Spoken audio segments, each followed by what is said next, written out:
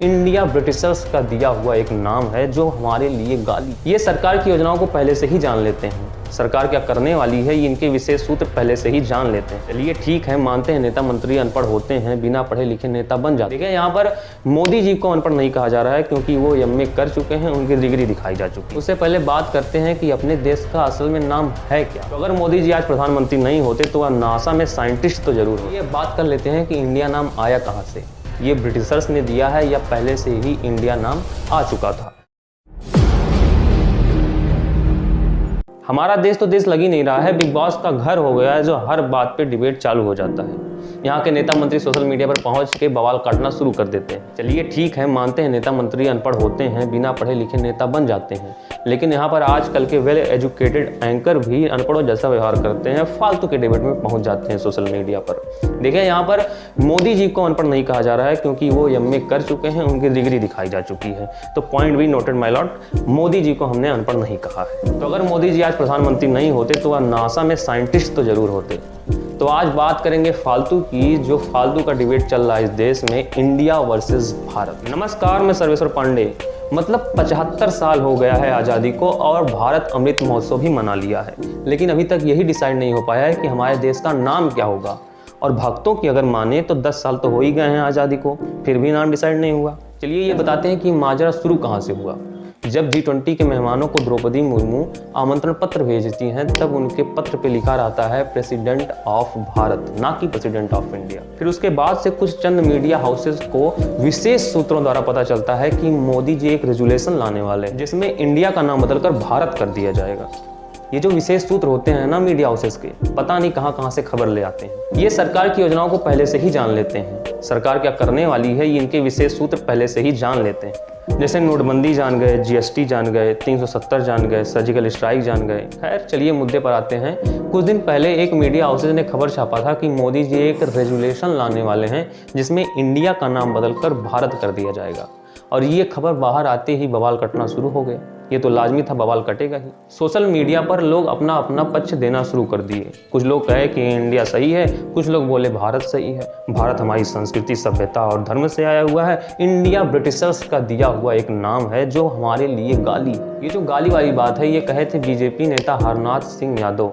चलिए खैर इस पे तो बाद में आते हैं कि इंडिया, भारत, हिंदुस्तान ये नाम आया कहाँ से। उससे पहले बात करते हैं कि अपने देश का असल में नाम है क्या।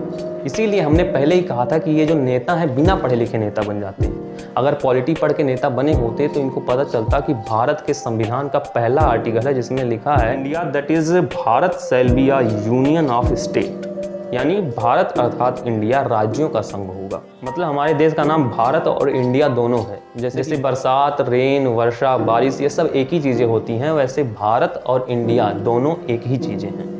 लेकिन हमारी जो सरकार है वह कुछ भी कर सकती है। पता चला कि 8 बजा और फकीर बाबा टीवी पर आए, बोले बहनों और भाइयों आज से भारत में केवल बरसात ही बोला जाएगा।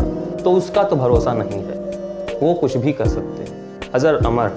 मेनली ये जो बवाल है ये तब शुरू हो जाता है जब विपक्षी गुट मिलकर अपना नाम इंडिया अलायंस रखते हैं। मतलब विपक्षी के खुन्नस में ये सरकार पता नहीं क्या क्या कर सकती है, क्या क्या कर सकती है इसका भी कोई आकलन नहीं कर सकता। मोदी जी कभी G20 के मीटिंग में भारत वर्सेस इंडिया को प्रमोट करते हैं तो कभी प्रेसिडेंट के आमंत्रण पत्र में।